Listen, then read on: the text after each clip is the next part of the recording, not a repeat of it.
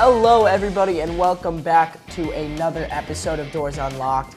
I'm here. I'm back after a little short hiatus. Dylan Tovich joined, as always, by Tristan Ruttman. And despite the sadness that has occurred in Vanderbilt sports, particularly basketball in the last week, we're going to try to brighten that up with a fun show today. Aren't we, Tristan? We are. And we are recording on Wednesday. We just received news on our walkover that Jalen Carey plans to enter the transfer portal. Also some negative news, but as Dylan said, we're going to brighten things up with a great episode here. So let's get into the recaps for the week. You were not happy about Jalen Carey. I was not happy. He texted me on our way over. It's so over, and I hadn't seen it yet, and I was like, uh-oh. Yeah, a disappointing tweet to receive on my phone. Not fun. Not fun. On the note of transfers, J.Q. Roberts entered the transfer portal. Another unfortunate loss for Vanderbilt. Going to need to make that up with some size acquisitions in the portal by Byington, so we'll see what he does. But until more news about the transfer portal, we can talk about the tournament for both men's and women's. Yeah, so obviously starting with the men's, Vanderbilt lost their first round against St. Mary's, 10-seeded Vanderbilt, 7-seeded St. Mary's. I think we kind of, it was an unfortunate way to go out. It was more heartbreaking than I think I expected it to be. Probably because they were winning most of the game, and I think it was a very winnable game. Yeah, it was definitely winnable. But to your point of what you said last week, I think this game went pretty much exactly how, if we were to draw up a game plan for how we think this game might go, I think we kind of nailed it to a T. Yeah, I mean, super low-scoring game. 59-56 was the final score. St. Mary's kind of did exactly what we would have expected them, like Dylan said. They had 10 offensive rebounds to Vanderbilt's, I think, only 5.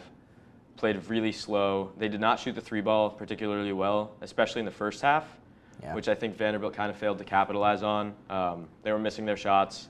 Vanderbilt entered halftime with a 12-point lead. I think it should have and could have been a larger lead for Vanderbilt had their offense been a little bit stronger.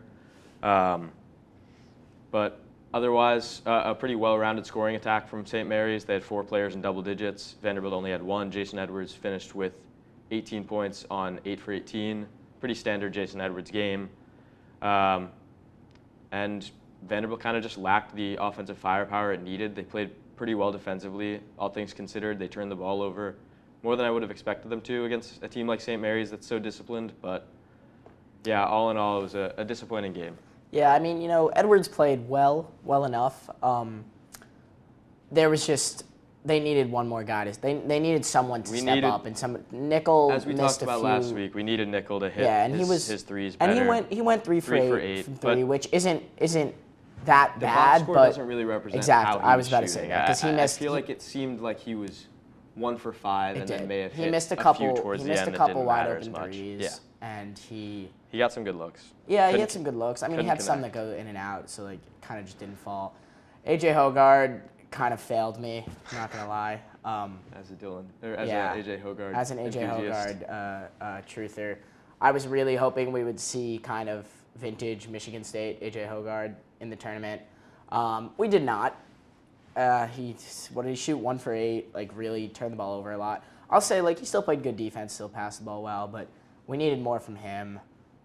Glock was okay, and then obviously that last possession, honestly, 2 decent looks from Edwards and McLaughlin. I really thought Glock was going to connect on that second 3. I thought it was, especially because he had just hit Stadium one. was going I would have loved Nickel to get a look on that last possession. But all in all, I think once we kind of I was really angry for a day and a half. Now that the dust settled, I think we can be pretty happy with how this season went for the Dores. Absolutely. I mean, a team that was projected to be last in the SEC. Came in with Mark Byington as a new head coach, came in with a band of transfers, and somehow found a way to make the NCAA tournament is an incredible success for them. I mean, it really can't be understated. The men's basketball team here at Vanderbilt has been super successful, and I'm really excited for what's to come next year. Yeah, we'll have to see what they do in the portal, but there's definitely a lot to be positive about. Mark Byington you could tell he's built a different culture here, kind of on West End, and I think we're going to see that. Obviously, we saw it this year. I think we're going to see it continue to cultivate, and honestly, it's really exciting for students and also and a big shout out to athletic director Kansas Story Lee, of course, because she is the head of what Mark Byington can do in the portal and with everything roster construction wise. So big shout out to her for changing the culture. Yeah. All right, shall we? On that note, we move on to can the transition women's? into women's basketball, who also unfortunately suffered a first-round defeat to Oregon. They were the 7 seed in this game, playing against the 10 seed, so they were technically the favorites to win, and they should have won, honestly. Oregon isn't a super strong team offensively. I think they're, as we discussed last week, their highest scorer averaged like 12 or 14 points per game. But Vanderbilt found itself down 19 at some point in the game, rallied back, sent it to overtime, but their top 2 players, Camille Pierre and Michaela Blakes, both fouled out, either at the end of the fourth quarter or at the start of overtime, and Vanderbilt really just couldn't get it going offensively. Ayanna Moore did her best with her shot attempts. She put up 14 shots, only connected on 1 of them, finished with 6 points, so really poor performance from her, which honestly kind of killed Vanderbilt there. And then on the other side of the ball, Oregon shot the 3 very well. They were 8 for 16, 50%, compared to Vanderbilt's like 14% from 3. So it was just a tale of 2 teams here that one really wouldn't expect going into the game. Vanderbilt had the star power to defeat Oregon, but they couldn't do it. Yeah, I mean, I think you nailed it. I think this is definitely a more disappointing loss than on the men's side. I think we were favored by seed. We were also favored, I think we were like 4.5 or 5-point favorites. I think we all would have loved to see the women especially go a little farther. I think Michaela Blakes had a good game, not a magical game. I think I talked about this last week on the Live from West End. I said, if Vanderbilt's going to have to make a run, and I'm not at all blaming Michaela Blakes. No, I know. She's I incredible, remember you saying we needed like a 40-point performance. Yeah, like we need her. And her 26. To be like an extra superstar, because outside of her and Pierre, obviously. I think her 26 was honestly enough to win against Oregon. It was. It should have been. I think the fact that Ayanna Moore put up only 6 points. And they did rally back from down 19. Yeah, you got to respect at least the effort to come back and not get. And then once you get to overtime, and you have no Blakes, no Pierre. What are you gonna do? It's hard. It's a tough loss. I don't know if they would have made it past Duke, anyways. I know we said they kind of matched up pretty well with Duke in a potential. It's a tough matchup. Did Duke beat Oregon? They did. Yeah. They're facing North Carolina. Yeah. So pretty classic tough, matchup. Definitely tough loss, but yeah. So pretty somber week But the good news is basketball. that despite an original announcement that Camille Pierre was planning to enter the transfer portal, she will be staying at Vanderbilt for next season. That is big. So the duo is back for women's basketball next season. Let's see who they can put around that star-studded duo. And again, there's stuff to look forward to next year for this team. Yeah. Same with the men's side. Yeah, 100%. I think they're one of only very few schools that, going back to football, made it to a bowl game and had both their men's and women's team make it to March. And I think there were 15 schools. Yeah, it's really kind of a great, pretty prestigious. It's a great kind of culture change that we've got going. So again, shout out to athletic director Lee and everyone in the athletic department for helping pull that off. But yeah, so I think we have a lot to look forward to for basketball coming up. If we can move on to baseball, which I always love to do. Baseball is back. Baseball is officially back, like back now. Like we were kind of back, now we're like really back. Vanderbilt swept the Texas A&M Aggies, the number 1 preseason ranked Texas A&M. Huge weekend series. I can't kind of emphasize that enough. I was at 2 out of the 3 games, watched the other one. It was really kind of a good.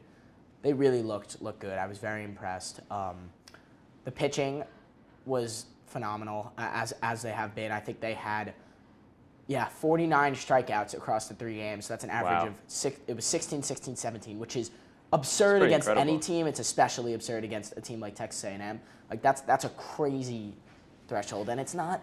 What's so amazing about their pitching is it's not. They have one guy in their roster that throws above 95, and that's England Bryan. The rest of them are. Shout out England Bryan. Yeah, he's a dog. But the rest of them. On my floor. The rest of them are getting just swings and misses at a clip with their deception and with their mechanics and the movement they have on their pitches and sequencing and all that good stuff. And I think it's just kind of been really good to see from the pitching standpoint. It gives me a lot of confidence in the team going forward. Yeah, I agree. And then they had their midweek. This is less important, obviously, because as the midweek games usually are compared to SEC play. But they had their midweek game against Eastern Kentucky. As we're recording this, it was last night. They run ruled them in the 8th inning, I This is believe. the fourth straight run rule in a midweek. In a midweek. I read that. It's pretty impressive. That is pretty impressive, considering we've seen Tennessee and Arkansas, we're going to talk about in a minute as our next opponent, both recently go down in midweeks to like unranked opponents. As big as the weekend series are, taking care of business in the midweeks is huge. Yeah, Rustin Rigdon looked great in this one. He's 4 for 5 on his at bats. Brody Johnson on his first at bat absolutely launched He's a solo. incredible. That was into left field. That at bat cracked Funny me quote. up because Tim Corbin Oh, after did he? the Oh, I after the saw game this, in the yeah. press conference said that he would consider Brody to be a poor man's Vlad Guerrero. Yeah. Which I'll is a say, testament to yeah. his ability to bat. That at bat was funny to watch because the previous 2 pitches he crushed. well, the and pitcher, fouled. because he threw a fastball like middle up twice, and then went back to it a third time, and Brody did not miss it the third time, and he was on it the entire time. Crushed but it. yeah, I think that kind of brings us to the idea, and we've talked about this, that like Tim Corbin is definitely still experimenting, has been experimenting with his best lineup. I think we're starting to find that. Mike Mancini's kind of taken a hold of that second base spot, and he's looked really Mancini's good. been good. Yeah, he went on Friday or Saturday. He was on base all 4 times, like been really kind of a second leadoff hitter at the bottom of the order. Mac Rose has been DHing a lot, which is interesting. Never really saw that coming. We'll see if it sticks. I'd like to see Rustin in there a little bit because he was hitting the ball all over the field yesterday, and he hasn't. Yeah, the walk-off for the run rule. He hasn't been playing as much. He's kind of got taken out of that lineup with Jacob Humphrey, and who's been great also. And then Mancini, but I would love to see Rigdon in there a little more. Yeah. But I think, Braden Holcomb's been playing, and obviously Brody is just a generational, he is a generational talent. The hot take we made at the beginning of the season about him being National Freshman of the Year. I'm there. He's aging pretty well. Yeah, that was your take, right? That was. Yeah, I mean, he will be It's aging as well as it could be. first round pick in the MLB draft at some point. I would put some money on that, but I am really liking what I've seen this past week. Obviously, the Auburn series was a little shaky. Really should have won that series. Ran into some bullpen trouble, and that was because of the idea that we don't really have a third starter, which we're going to get into when we preview the next week about what they're going to do in that third. Yeah, about what they're going to do in that third starter spot. But the bullpen's been really impressive as well. Sawyer Hawks threw 4 shut on Thursday. So really kind of good stuff all around. And if they can put it together, I'm Ari's prediction about them going to Omaha. I don't know. It's an exciting team. I might be buying in a little bit. I might just be. All right, let's make our way back to basketball for our big segment of the day. As we did last week, we're just going to kind of discuss March Madness. Let's get into what's happened so far.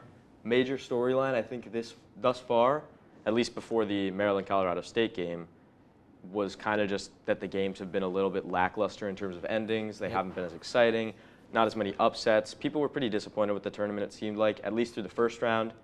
The second round provided a lot better games, I would say. Derek Queen's, as I just said, in the Colorado State-Maryland game, Derek Queen's buzzer beater after a Jalen Lake 3 was pretty electric to watch. I mean, I know my phone was kind of blowing up from texts about the game because who's not watching college basketball in March? What do you got? Yeah, I mean, I think we're hearing a lot about this kind of idea that, NIL is ruining college basketball and all the, teams are just, we're never going to see these Cinderella upset teams again. I will say, I think this year is a little bit of an outlier in the terms of, the top teams are so much better than everybody else. So I think we predicted that going in, that this might not be the year of the upset like we've seen. Yeah. Does it suck to not have, a single double-digit seed in the Sweet 16? It's the first time, I think, since I think I saw 2017. I think I saw it that a 1, 2, 3, or 4 seed is not lost in the first round. Yeah, so it's maybe takes a little bit of the fun out of it, but I think we are still seeing high-quality basketball. Yeah. And the bonus is and it'll now, help with the later rounds, right, too. The bonus is now we're having the matchups. best teams still in it, so we're going to see some really good matchups. In terms of, the major storylines, I would say Chaz Lanier, Tennessee's very own, not our Tennessee, but Tennessee at Knoxville. The state of Tennessee. Yeah. We averaging 24 and a half points per game is leading the tournament scores for teams that are alive right now. And then also on the note of the SEC, there are 7 SEC teams remaining in the Sweet 16, which is kind of astonishing, honestly. I know we knew how good the conference was because of 14 teams made the tournament, made the field, but for 7 to have advanced so far to the third round is pretty insane. Yeah, I'll say, I think, so there was like, oh, the SEC, like, they're frauds. Like, there was a little bit of that in the beginning because obviously, or a few teams lost. Mississippi State, the higher seeds Vanderbilt, lost. Like, the 9 seeds lost all their games, I think. But I think that the SEC is proving how good of a conference they are. It's clear how good they are. Last thing I'll say about the transfer portal is I do think, and like NIL, is that I do think there's something to be done about it, and that's only because I saw this chart on Twitter this morning that was basically like all the teams still remaining and where their starting fives were. Purdue. Where their starting five started at school. Purdue had all 5. Yeah, besides Purdue, like, it was actually hard to tell most teams. There were 3 teams that had no homegrown players. Yeah. I think it was Michigan, it was Kentucky, and I can't remember the third team, but there was a lot of teams on that chart. Yeah, and it's interesting because obviously, like, you want to, I don't know. I think there's some things to be done to sort of counteract that a little bit. I saw an idea that, like, you only allow one transfer, like, someone can only transfer once per every 4 years, like, excluding, like, if there's like a injury problem or like coaching, like, well, you could always a bring lot it of back exclusions. But I think having people play at 4 schools in 4 years is just like not how college basketball. They could always bring it back to how it was a couple years ago, where if you transferred, you had to redshirt a year and miss an entire year. Although I don't necessarily think that's the answer, but it's probably a step in the right direction for those who are against all the jumping around of teams. Yeah, and it's just harder as like fans to, like, you know, you as we just discussed with Jalen Carey, you kind of to an extent fall in love with the player, like really like get behind him, and then you hear, oh, he's entering the transfer portal to go find, you know, another $100,000, and it's no fault of the players. It's kind of more the system. Like, I would be looking for more money also, but I don't know. It's an interesting topic, but we kind of got sidetracked there. If we want to talk about some of the. We'll quickly go through the biggest upsets just to recap. And there were upsets. Let's not oversell absolutely. that. And we'll talk about 2 it. 12 seeds won in the first round. McNeese and Colorado State advanced. Clemson was horrible. Colorado State was technically the favorite, even though they were a much lower seed, but still a double-digit seed advancing. Clemson looked awful until the end of the game. They came back and made a game out of it. I think it was 2 points in the final box score. But that first half, they looked unbearable. pretty scored bad. 13 points in the first half. In terms of the 11 seeds, we had Drake taking down Missouri, which was my proposed Cinderella run of the tournament. Unfortunately, they then fell to Texas Tech. But shout out to Bennett Sturtz. I'm a big fan of his. He'll be transferring to Iowa along with Drake's coach, Ben McCollum. So that's good for their program. Maybe he's watching. You think he's watching? Yeah, shout out Bennett Sturtz. And then 2 10 seeds won over 7 seeds, which are not really a huge upset. Yeah. It's pretty close in seeding. Should have been 3. But Arkansas happened to beat St. John's in the second round, which is a pretty big upset. I picked Arkansas not only to beat Kansas, but also to beat St. John's. My bracket's actually doing kind of well. Like, I missed on a lot of the, like, 8-9 games. Those aren't important. I have 7 and 8 of my Elite 8. So go check it out on the Instagram. UNC was my Cinderella. That was horrible. But I knew I would take Ole Miss over Michigan State this week, by the way, because I knew UNC and Ole Miss, whoever won that game was going to the Elite 8. Yeah, but I like Ole Miss. I did have Arkansas over St. John's. I do have them losing to Texas Tech this week, but that was I was very proud of that pick. So yeah, go check out we should post like our updated brackets, like. We can, yeah. And like whoever gets what's the prize for whoever the best bracket? We need a prize. A shout out on our episode. We need a prize. On our episode recapping. Drop it below in the comments. All right. I've always wanted to do that. All right, sorry. Back on track.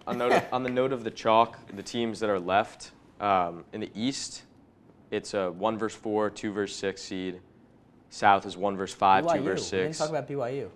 I'm a big BYU fan. We'll talk about BYU in their matchup. Yeah, in the Midwest, 1 versus 4, 2 versus 3, so all top seeds advanced, and then the West, 1 versus 4, 3 versus 10. It is a double digit. Which was I was wrong. Which was Arkansas, as we discussed. But all 4 1 seeds are still left, which I also saw was a historical stat. I don't remember the last time it happened, but Yeah.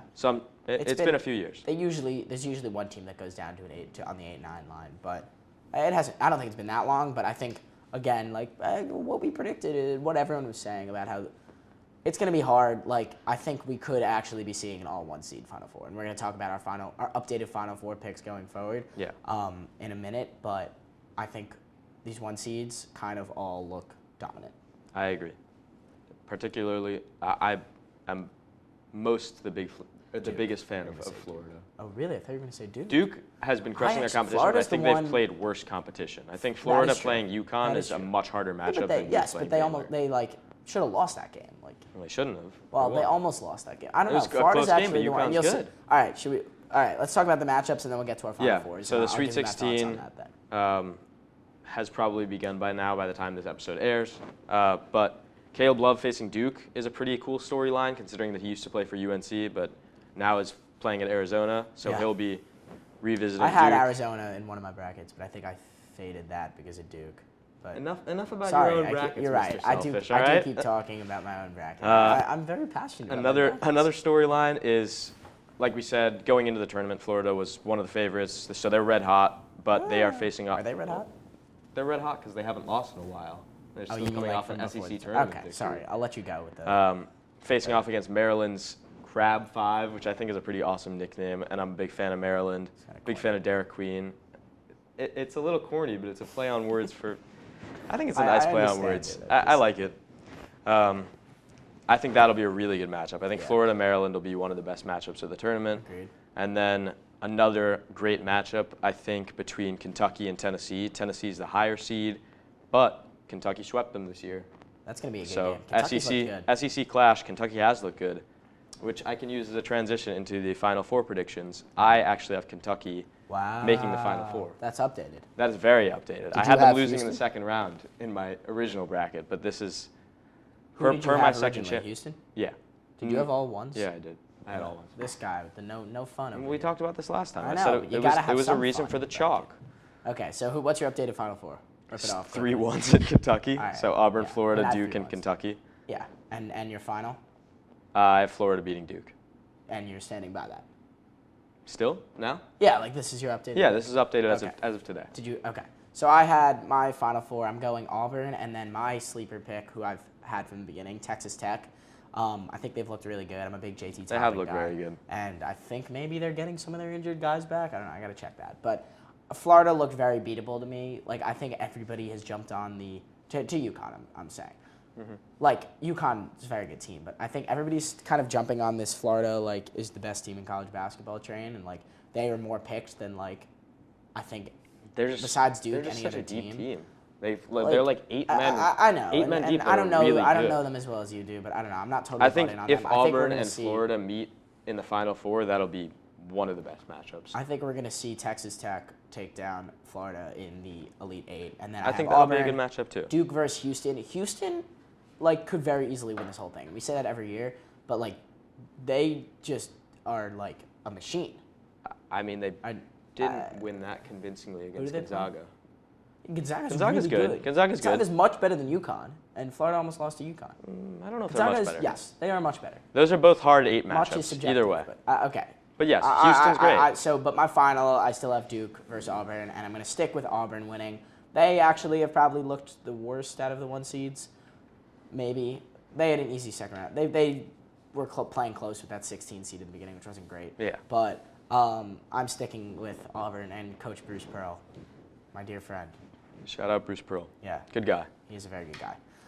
Okay, so with that, why don't we wrap up with a looking ahead for the week, which is kind of sad because we're out of basketball again. I keep talking Only about Vanderbilt sport left alive is baseball. Yeah, so, I won't complain. But that means we get to talk more about baseball. Again, we have a weekend series versus the number 2 ranked Arkansas Razorbacks. Really, really good team. I think A&M was really good preseason. They haven't won, I believe, an SEC game yet, so that's not as big of a test as this is. Explains why they've dropped out of the rankings. Yes, they completely dropped out of the rankings. Arkansas is the number 2 team in the entire country. They hit like an insane amount. Like they just hit, which means we are going to have to hit to counteract them. And I think our pitching has been, probably more impressive than our hitting so far. Although our hitting's been pretty good too. So looking to see, it's a big test this weekend. If they can, win the series, that would be a huge step. Where do you think that would put them in the rankings? You think that would move them into the top 10? I think it would. If they sweep them, 100%. If they win the series, they would probably move to around 10 12? if I had to guess. 10 to 12. Okay. Honestly, baseball rankings are a little, the reason they're not used quite as much as they are in basketball and football is because it's so a lot of parity. Yeah. So we'll see, but I think the third starter thing is something we've talked about. Really interesting to see where they go with that. Connor Fennell got the nod last week on the Thursday game. Looks pretty good, honestly. He had 8 strikeouts across 3 2/3, and then Sawyer came in and threw 4 shut, like I said. But Ethan McIlvain, definitely the right decision. They moved him to the bullpen. He pitched. Looked good as a reliever, though. He did. He pitched in one of the games, struck out the side in the 8th. They brought him back out there in the 9th. Jacob Humphrey dropped the fly ball, which kind of unraveled a little.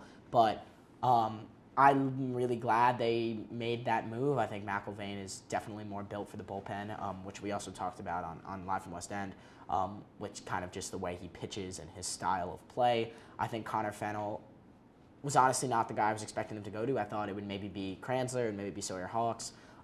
Even Austin Nye, who's been great in the midweeks. Nye has been great in the midweeks. Moving from the midweeks to kind of that weekend starter role. But my guess is they run it back with Fennell this week, and I guess we'll see how he does because I don't hate it. The only thing that's annoying is, he's not going to give them crazy length. We saw he went 3 2/3. It was pretty good, but in 3 2/3. So it kind of sets the bullpen back a little bit the entire weekend. But if JD, who I actually haven't talked about yet this episode, you should be proud of me. He was amazing last weekend, by the way. But I thought you were going to talk about him when you were talking about the A&M series. Yeah, well, he was just he doesn't even need talking about because he's just a factor. That. Okay. But I think that they'll go with Fennell and hopefully Thompson and Bowker can give enough length on Saturday and Sunday to kind of save the bullpen a little bit. And yes, like we said, Arkansas did just drop a midweek to Missouri State yesterday, so Tuesday. So maybe they're a little rattled.